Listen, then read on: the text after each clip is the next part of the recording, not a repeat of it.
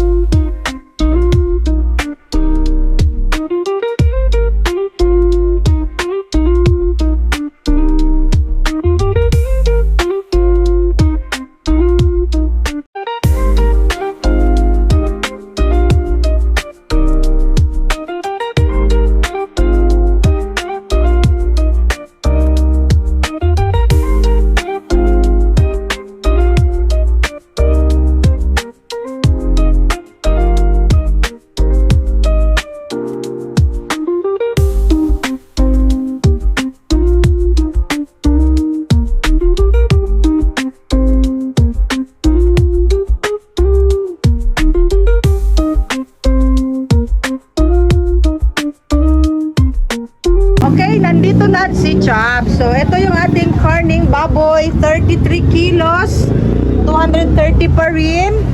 So, ang layo ng pinaparkingan nila. Dong, pakiana dong. Kababayang buhat, bayagid may diri dong ay. Diri lang. 33 kilos, very fresh na fresh ang karni ni Chabs. Bayad sa ako. Okay guys, meron na tayong farmers na chicken feet. Yan, 2 bag ito. Meron pa dyan sa ilang araw na, no? Parang 1 linggo na kaming walang chicken feet. Kasi always out of stock ang chicken feet and mga chicken liver. So ngayon lang ako nabigyan ni farmers. And ito ay 95 pesos per kilo. So ito ang ginagawa namin. I-repack namin sa cellophane para i-display natin ang isang cellophane dyan sa lamesa mamaya, and then ilagay sa freezer ang kalahati nito. Tapos meron pang i-deliver dito sa akin si farmers. Meron akong order na dressed chicken, 3 bag, pero napakamahal na guys, 170 na ang bigay nila. Sa palengke 180. And meron din tayong order na mga Virginia hotdog. Ito guys, ang Virginia hotdog natin. So pag mag-abot-abot gid atong mga, pag moabot ang isa, moabot gid ang isa. So kanila kadaghan, nga naman mong daghan kay magwala. These balls, dugay na kaayo na ba? Embutido. Sa production po yan, ma'am. Embutido, sa pato wala. Sa production po yan, ma'am, sa Cebu. Cebu manigi ka no? Sige, check na nato na. Wala pa resibo no? Wala pa, ma'am. Sige. So ito lang guys, kasi ang order ko sana ay mga cheese balls. Ilang linggo na din na walang cheese balls ang Virginia. So ito lang ang available sa kanila. Wala ding champion jumbo, mini lang.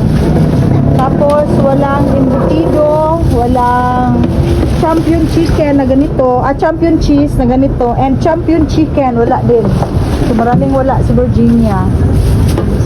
Okay, at ang dami naming trabaho. So ito guys, at nai-arrange na namin dito banda, dito na side. So kinuha ko na lang yung yung Coco Mama, binalik ko doon sa gilid. Kasi baka butasan siya doon at hindi natin ma-monitor sa taas. And yung aking cheese powder dyan ko dinidisplay. And ang aking mga wine, dyan ang wine natin.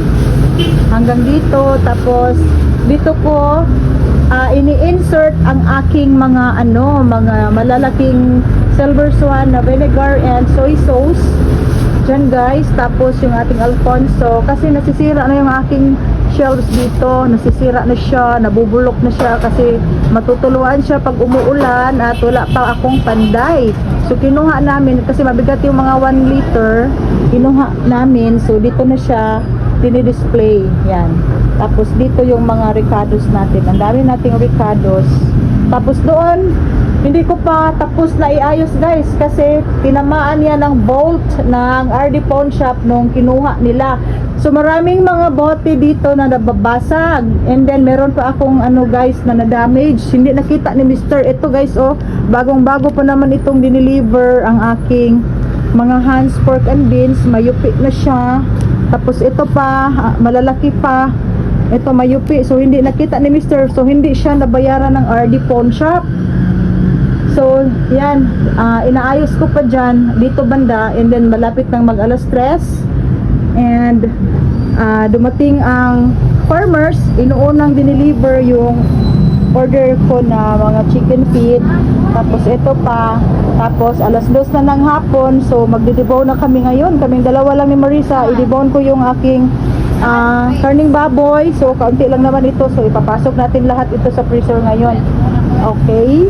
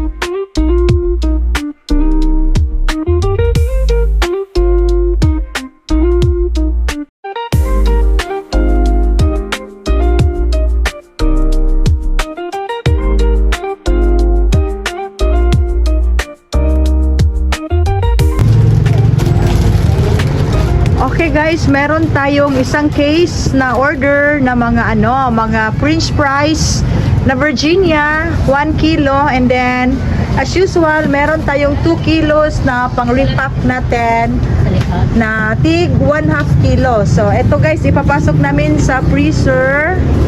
Ito, and then dumating na din ang aking karning baboy ngayong araw ng Sabado, 36 kilos. Baliktad siya. Okay, so ito guys, 12 packs ang laman ng isang case. 120 per kilo. Ang benta namin dito ay 150. So malaki ang ginansya ko dito, more than 20%. Kasi 150. Meron akong 30 pesos per pack. Tapos ito ay 75 pesos ang 500 grams kasi i-repack namin ito ng tig 1/2 kilo. Kasi guys, dalawa na lang ang natitira sa aking andyan sa ilalim. Dalawa na lang, dalawang pack na lang. Okay. At yung ating karning baboy. So guys, ito ang ating karning baboy ngayon, 35 kilos lang. So dapat sana ay magdoble tayo kasi bukas ay Sunday, pero pag Sunday kasi lahat ng mga frozen ay ilalabas namin. Wala kaming bagong display kasi si Chubbs ay closed din sila. So ito lang ang kinuha ko. Siguro mga next week na mag double order tayo kasi papalapit na talaga ang Pasko. So dito muna ito kasi maaga pa naman. And then ito yung mga natitira natin kahapon. Tapos, ito, pag hindi mauubos, ito yung display namin tomorrow, Sunday. And then, marami pa doon na mga frozen. And then, guys, meron akong Vita-Rich na mga dressed chicken. Si Farmers kasi, walang Farmers na brand na mga dressed chicken. So, ito yung mga chicken niya ngayon. 170 ang kilo. Pero, kung tutuusin, ito ay 180 pesos na, no? Tinitimbang namin kanina, riniriway namin ng aking mister. So, ang laki ng reseko niya. So, ang ating puhunan dito ay, ano na siya, 174 kasi nag-complain ako kay Ma'am Jo, dahil 2 1/4 ang reseko sa tatlong bag. So, ang laki. So, sabi ko kay Ma'am, bakit ang laki ng reseko? Bagong katay pa naman ito. Kasi pag bagong katay, guys, ay kaunti lang ang reseko niya. Pero ito ay sa tatlong bag, 2 1/4 sa 170 ang kilo. Ang laki ng kanyang decrease ang reseko. So, sabi ni Ma'am, mag-less lang daw ako sa total ng 1 kilo. So, kibali, from 170, ang ating puhunan dito ay 174. Tapos guys, pag itong cellophane tatanggalin natin and then titimbangin natin sa digital na timbangan, ito ay 2 pesos. So from 174 plus 2 pesos, 176 na ang aking kapital. And then times 20% tayo, so 200 plus na talaga ang kilo. And then ngayon, ang daming namimili kasi premium siya.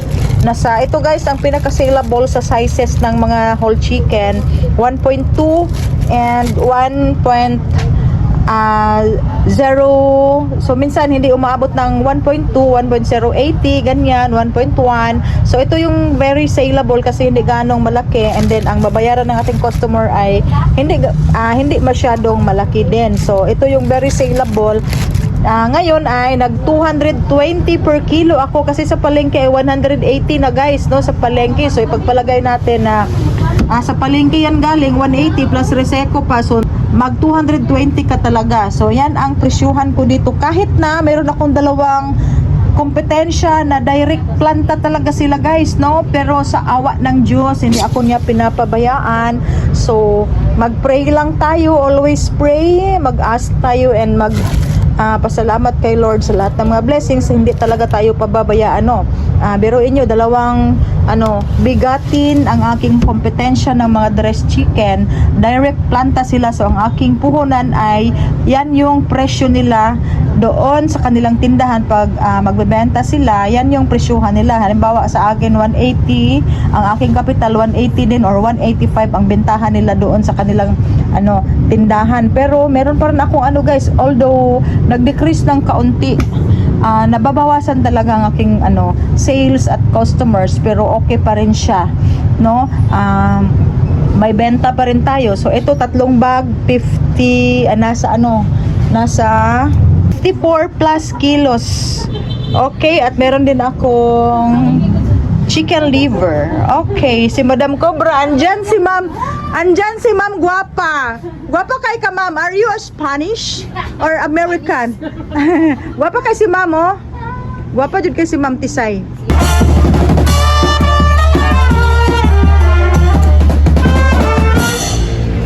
Ulahin mo ang kuda. Ulit.